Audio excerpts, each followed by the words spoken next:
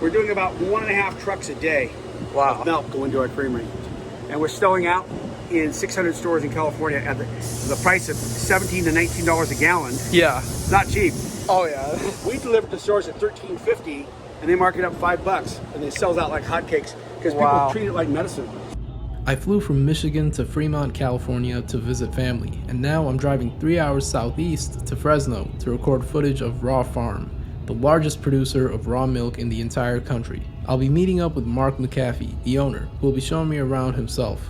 We had a great podcast over video chat that's up on the channel right now, but this was the first time I met the man in person. He gave me a ride in his truck to the cows. Versus certified organic. We still use certified organic practices, no antibiotics, no hormones, all that stuff. Nothing funky, weird. Yeah. But we are able to buy local feed versus transporting it literally 1,200 miles I know. across the United States. That transport cost. Oh, not only the cost, but the quality was terrible. Oh yeah, just from being moldy. traveling? No, just the fact that it was certified organic, they thought they could charge a fortune and not have to worry about quality. Well, we concern ourselves about quality, and the quality was moldy and all kinds of stuff. We decided not to do that, and the market was very supportive of us. And since 2000, we've grown like you can't believe. I bet, yeah. Well, with COVID was a trigger that you're on your own. The doctors can't help you. Yeah. So go do what you're going to do. Don't come to the hospital. He can't help you. I know, that was a scary time. Yeah, and so people said, well, what can we do? Well, we could build our immune systems. Well, raw milk is the ultimate immune system building food. Why do we say that? Human breast milk. Yeah. First food of life. What does it do? It builds the immune system that did not exist before birth. Profoundly powerful food that's not readily available to most people because the processors have rendered it completely useless because all the bioactives are destroyed, the enzymes are destroyed, the bacteria is destroyed, and made it the most allergenic food in the world, states at least, the most allergic, #1 at the FDA list, and hard to digest, and it doesn't taste very good. So once we've got people tasting our milk and realizing its virtues of vitality of its living bioactive elements, you can't stop them. This is our feed area, and there's some dry cows over here. But we started out with just 200 cows back in 2000. Now we're at 1,200 cows. Okay. And we pasture intermittently with heat. We've had this summer. We've stopped pasturing this summer. We pasture. Oh, there's some cows here, pastures here and there. But with the intense heat in the afternoon, we've actually not pastures because it really hurts them and the stress. Oh yeah. Make sure we have a lot of good shade for them. And dry pack. So dry pack is really important because remember, water moves bacteria, which causes mastitis and issues with pathogens, bad bacteria. So as long as you keep your dry pack nice and dry, the cows are dry, you're good. Yeah. And keep them nice and healthy. And that's why you see the dry pack here. There's no manure, water. There's no mud. Yeah, that's a lot better than if it was all wet. Oh yeah, wet, deep manure is bad news. And they seem like they're really enjoying that shade. Oh, yeah. They love the shade. Yeah. There's plenty of space for them. We're building a whole new shade area out here. We just finished this one last week. We're doubling that size, putting another shade unit up. So there is some construction going on here. But I wanted to show you our milking system. Oh yeah, I'd love to see that. Unusual. It's different. Okay. Yeah. We do a lot of things that nobody does here. We have we have to meet and exceed pasteurized milk standards without pasteurizing. Is this where you guys were sitting with you and Paul Saladino? No, we'll go back to where Paul. We'll interview where we sat. Oh, awesome. Does that sound good? Yeah, it sounds great. Yeah, these are calves that are going to be giving birth to their calves here. This is the calving area. Awesome. And this big one right here. Wow. Yeah, she's going back to get some food. We're going to go in and check out the milking. Okay. They had a little breakdown in one of their sprinkler systems this morning, but anyway, yeah, I don't think they did that. Well, they maybe they do, but anyway, we could back it up with we have a 3-part system here cleaning of showers, and then we use a fire hose in here to make sure we completely clean the udders in this area. Then we go in to the actual milking area where they meticulously clean the udders and put the machines on. Wow. And then the other end was over there for rapid showing. It's awesome. Thanks for the opportunity. Absolutely. Come on here.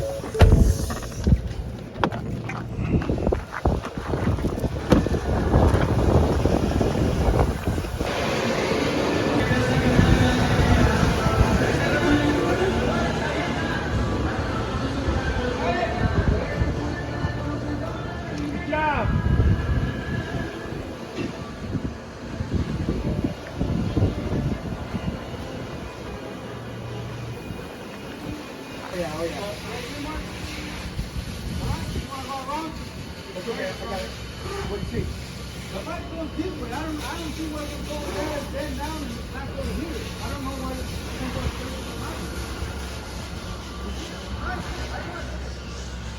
you and I built this. I don't. We wouldn't come out of this Fortnite. Good man, Charlie. Bro. Good job. All right. Super clean outers right here with machines are going on. Very clean. Very, very clean right here. And that's how you can get that really clean milk.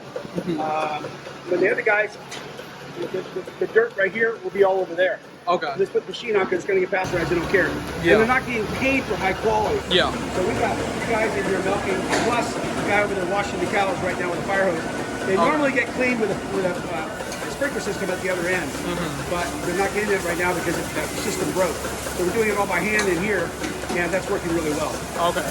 Yeah, it's an amazing operation. They're doing post-dipping with iodine. That's 0.5% iodine there. Okay. Which actually protects the teeth from any kind of bacteria going up into the udder. And it also keeps the skin from being cracked. Okay. Protects it. But yeah, these guys, they work about 10 hours, and then another shift comes in and does another 10 hours. Wow. Build them up 1,200 pounds twice a day. 1,200. We're making about 58,000 gallons, 38 degrees right there. Kind of warm. Oh wow, yeah. It comes in. Yeah. Oh, buddy. These are our dairy cats. They keep the rats and the mice under control. Oh wow. That's awesome. Thank you. Comes in here. And you can feel, like right down there, you can feel the temperature of the milk is kind of warm. Oh, that's a lot warmer. Over here, still warm. There's 2 filters in here that filter the milk. If there's a fly or anything, it captures it here. Okay. Then it comes to the plate chiller. This is where the magic happens. It's less than 2 minutes between the cow and this plate. There's a glycol that comes from the other side of the wall there, which is ice cold. Now feel it right here. That's the temperature of the milk, literally within 2 minutes. Oh wow, that's ice freezing. cold. Yeah. And you can see right here the milk is at 35 degrees, which is 3 degrees above freezing. Oh yeah. So it goes from 99 to 35 in 2 minutes. It doesn't wait around. And that's how we can keep that nice 21-day shelf life. Because it starts out super clean, super quick, super cold. So all the bacteria is there, and its biodiversity is all intact. Enzymes, everything's there. Bioactives are all intact.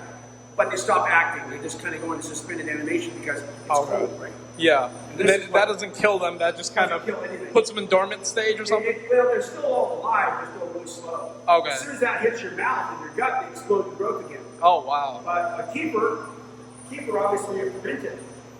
And we allow it to get warm up 80 degrees or so it grows out and ferments. It takes 2 days to do that. That's intentional, making like a yogurt, right? Yeah. This is full fresh milk, which we don't want it to ferment at all. We want to keep it nice and fresh. Yeah. So that gives you an idea how cold it gets so quick. Oh, yeah. And then the other thing you do is every batch of milk has a lot number. Okay. And we test that lot number to assure that it meets our standards. If it doesn't, it goes to cheese. I see. It doesn't go to the class 1, which is the whole milk. That's We've awesome. got 3 of these 6,000 gallon tanks here, actually close to 7,000. It holds in separate tanks, so we're able to segregate by batch. Nobody does that either. So, and you can see here the truck, one of our trucks here, picking it up. Yep. That milk's going to our creamery. Oh, wow. Straight from here. That milk will go to the creamery, and you made it a butter, cream, cheese, milk, kefir, everything right there. Wow. We're doing about 1.5 trucks a day of milk going to our creamery. And we're selling out in 600 stores in California at the price of $17 to $19 a gallon. Yeah. Not cheap. Oh, yeah. We deliver to stores at $13.50, and they mark it up $5, and it sells out like hotcakes because people treat it like medicine. So yeah, definitely. kitties. That's awesome. You got cats everywhere. Yeah, we need to have control of mice and rats. They do a good job of that.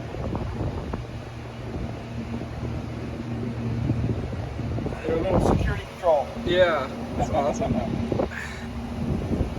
The tours, the kids all like to pick them up and talk to them and stuff.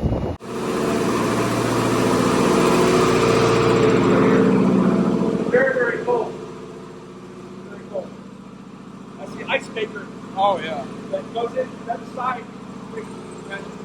Stainless steel, helps on the other side of it.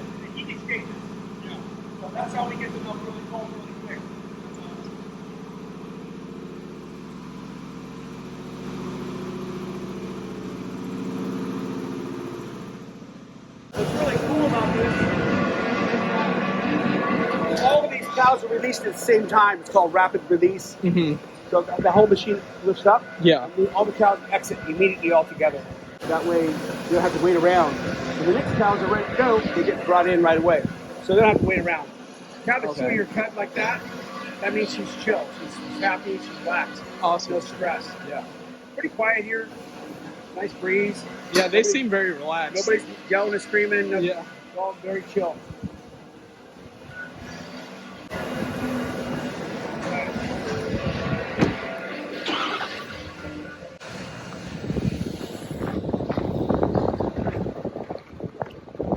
Say you're in Indiana? I'm in Michigan. Michigan. Yeah. It doesn't go to a processor. It goes to the farm. It goes to me. I'm the one who bottles it, right? I'm not a processor. I'm my own processor. Yeah. But the processors hate it because it bypasses them. Anybody doing raw milk, it does not go through the pasteurizer at the processing plant. Oh, wow. So they're always the ones that are really pissed off and upset that somebody's taking their shelf space or robbing them somehow, right? Yeah. And, well, I tell you what, they're losing their shelf space like crazy in California right now. Yeah. To raw milk because people just don't want pasteurized milk. They don't want something that's very allergenic. Mm-hmm. They don't want something that is hard to digest, and they don't like the flavor. Oh, Three yeah. things. Flavors first. They just don't want it. So we've been able to really champion raw milk using influencers like yourself. We've got Paul Saladino. Yeah, that's a big one. Yeah. We talked to him last night at length. He was down in Australia. Okay. And we talked to him one time. Did you know his videos were taken down on YouTube? All of them or just a The few? ones that interviewed me. I didn't know that. Yeah. They were taken down 2 days ago. Like the podcast? Yep. For what reason? They said unapproved medical claims. Oh, man. Now here's the issue. Everything I say to you today Yeah. will be PubMed backed up, which means peer-reviewed, journal published, and PubMed. In other words, the NIH, the National Institute of Health, has a PubMed, which is publications for doctors, which is approved for them to use as a resource to support decisions they make with medical decisions.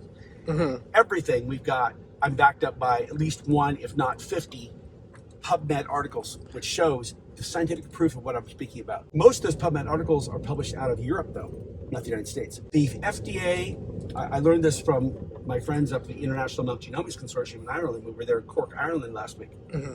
They're extremely frustrated with the FDA because the FDA will not allow any research on alternatives to pasteurization. You know, there's different ways you can pasteurize. Yeah. You can use HPP, which is high pressure. Yeah. You can use UV radiation, which is light.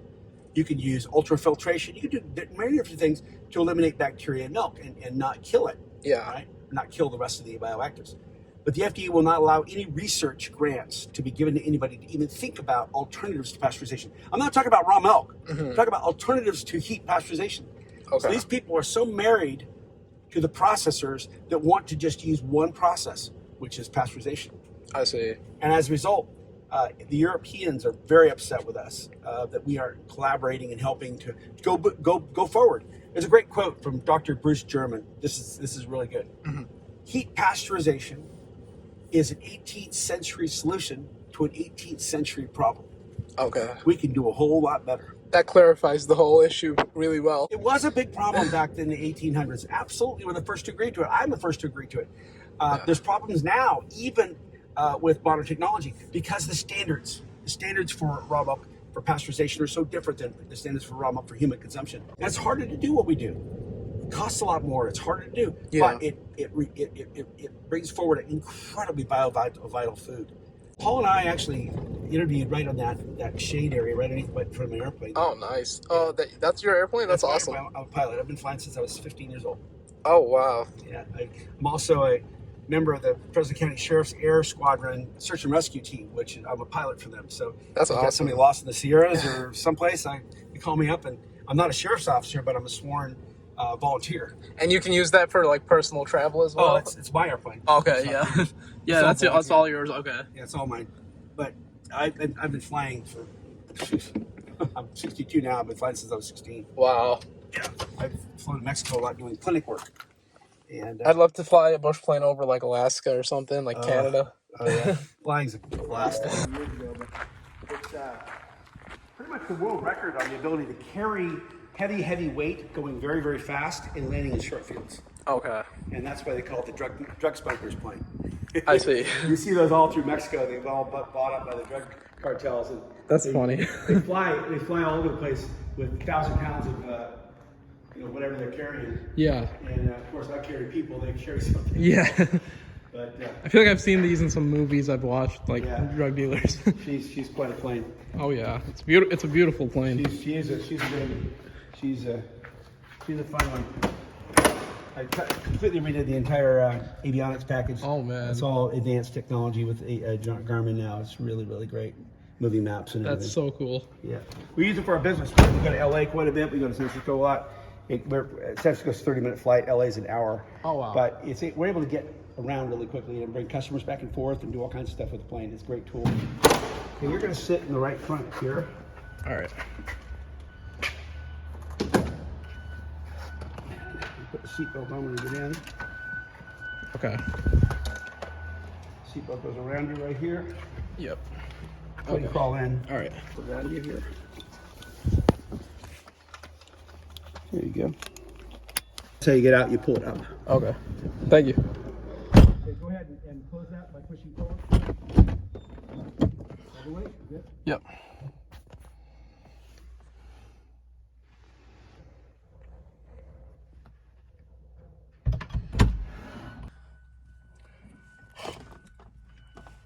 Clip wrap.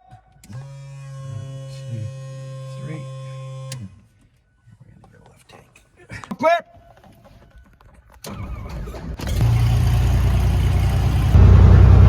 Yep, I can hear The raw part. you. Yeah, this is insane. I didn't wake up thinking I'd be in a plane, in a small plane. Well, I want to create a story that will tell others. Yep, I'm gonna include the fact that you did this in the video. Sure. I'm gonna slip it in, you know. Well, we'll have pictures of what we're doing right now, but Yeah. also pictures of the ground. When we're up there. Oh, yeah. Look outside, you'll see everything in perspective of it. Oh yeah. Basically like drone footage.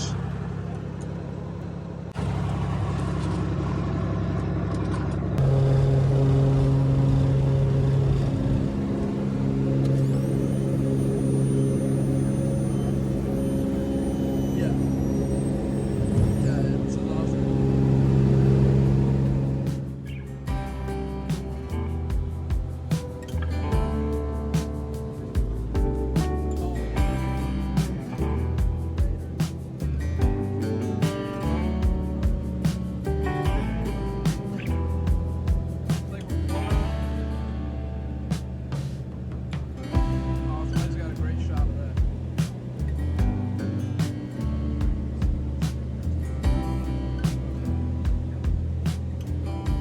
Thank you so much for watching this video. If you enjoyed it, be sure to check out the podcast we shot right after the tour. My camera did go out about 30 minutes in, but hey, what can I do? It's hard being a one-man crew right now. At least it was a podcast. The audio is most important. Anyways, guys, give this video a like if you enjoyed it, and check out my other videos on this channel. Until next time, and remember, keep it wild. That's unusual to Saadat. Normally people land this airplane about 1,500 feet. We just landed 1,500 feet. Wow. So I have to do it. Airspeed control. In fact, we went soft fuel about 10 knots ahead. We slow it down and stop it. But it wasn't anything dramatic. We just kept going. Yeah. That was amazing.